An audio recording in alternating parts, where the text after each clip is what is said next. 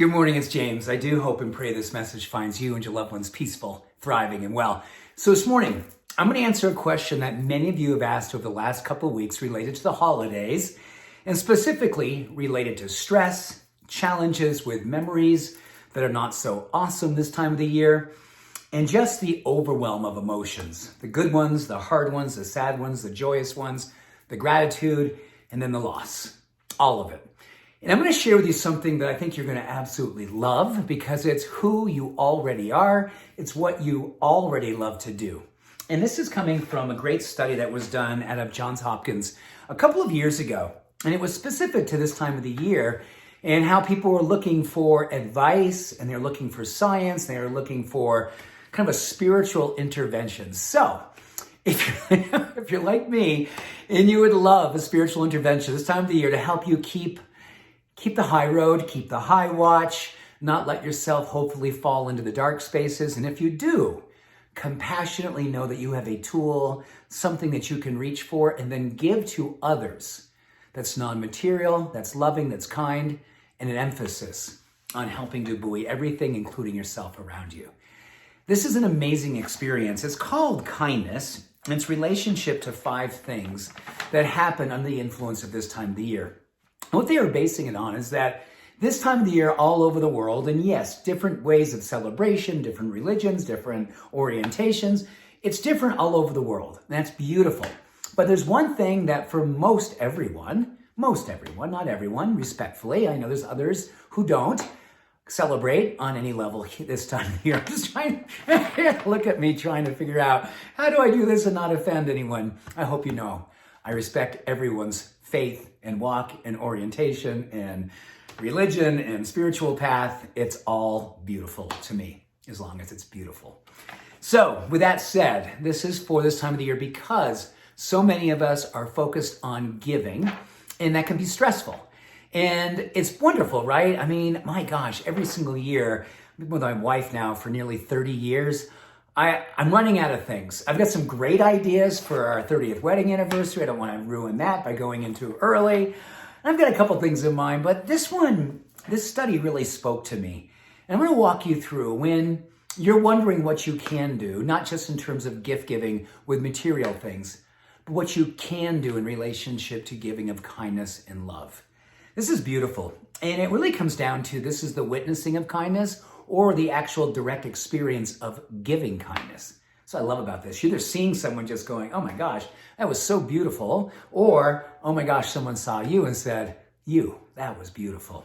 So number one, what happens is when our body is under the influence of receiving or giving of kindness, we release something called endogenous opioids.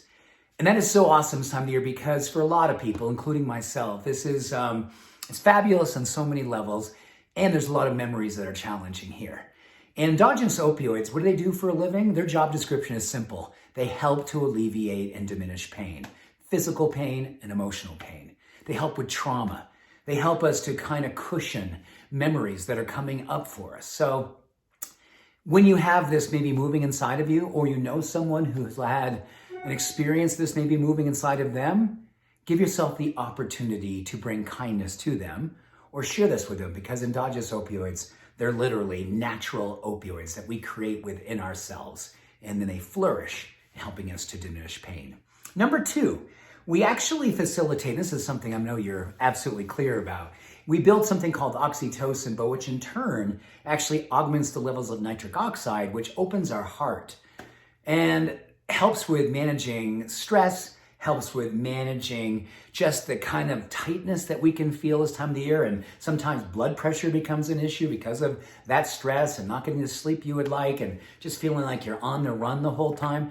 Nitric oxide helps to kind of help the vessels open up in your heart and the oxytocin together, being an anti-inflammatory. And that's number 3. Studies show that witnessing or extending kindness lowers 2 key biomarkers for aging and inflammation and disease. Interleukin-6 and C-reactive protein. Not only are they helpful with diminishing our risk for disease and lowering our risk for the scariest of all diseases, they actually slow down the aging process. So that's pretty awesome, right? So don't you just know when there's people around you who are just known for being kind, it's probably you, And there's something about their face, their eyes, the light they put off. That's all part of this anti-inflammatory experience of lowering those two key hormones. Number 4, this is beautiful. It actually closes emotional distance between us and everyone, regardless of how someone thinks, how they vote. I mean, I'm saying that because isn't it amazing? The emotional distance between so many different silos of people and beliefs and values and stuff. Kindness cuts through it all. It cuts through it all. Closes that emotional distance. And lastly, yes, that means it's contagious. Studies show that our brain literally is on the lookout for kindness. It's wanting to see kindness. It's wanting to copy kindness, emulate. What is it that you can do today? What is it that we can do throughout this coming season? And most importantly, what can we decide to do the rest of our life to become the ones who close emotional distance and become contagious forms of possibility for love and kindness? Happy holidays. Much love. Every blessing. Have a beautiful day being you. Peace. Bye now.